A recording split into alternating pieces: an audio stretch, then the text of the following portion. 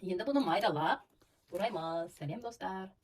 Бүгін мен пияздың, көк пияздың және де укроптың және кинзаның қысқа қалай сақтауға болатынын сіздерге көрсетемін. Осы лайфхакпен бөліспекшімін.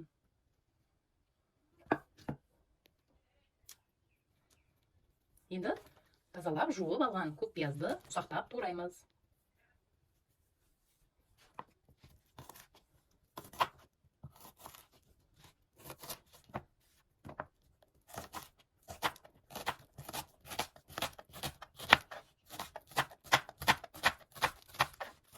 Барынша ұсақтап турауға тырысамын.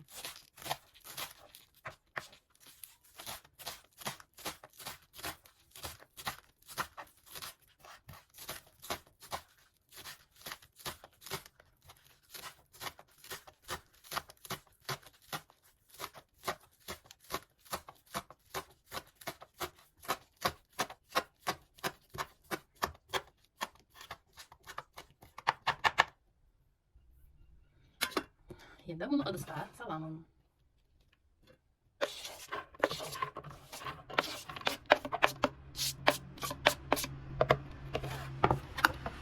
Келесі.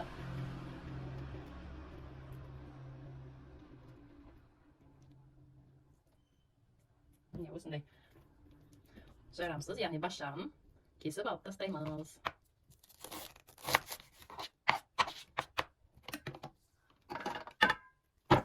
Енді бұны да ұсақтап тураймыз.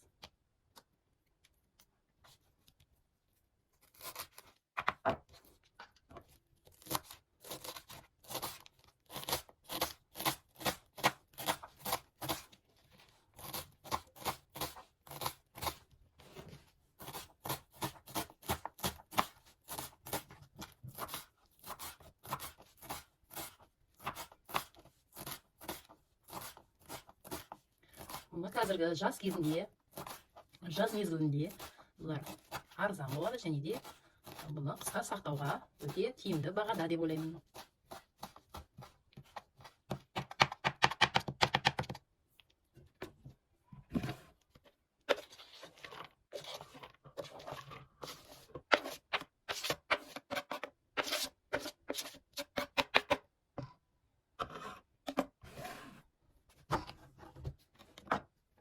Енді біз кинзамызды турауға тырысамыз.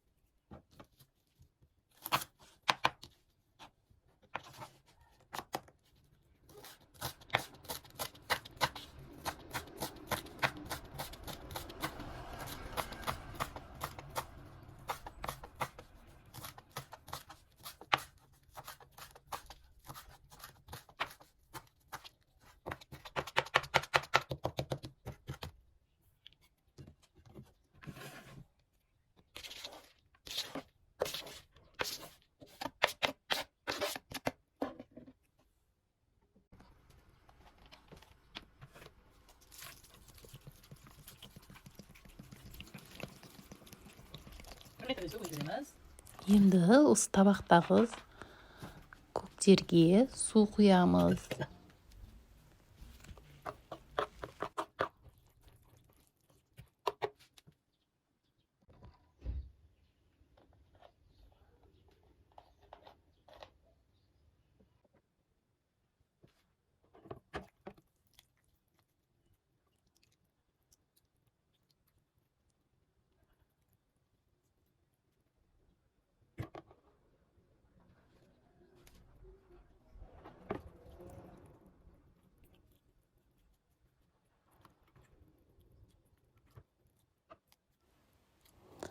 Енді осы кішкентайлап құйып ыдысқа тоңазытқышқа бұны салып қоямыз жарты сағатқа.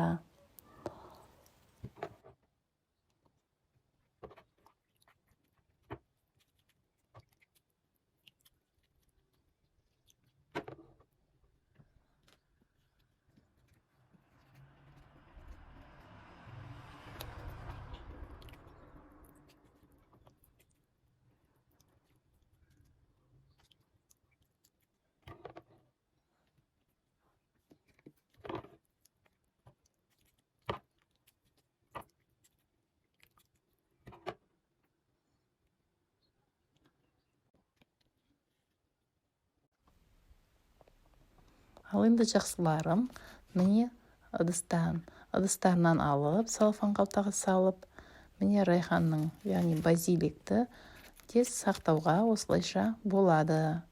Оны салфан қалтаға салып, тоңазытқышқа салып қоямыз. Керек кезінде алып сорпаларға қосуға болады.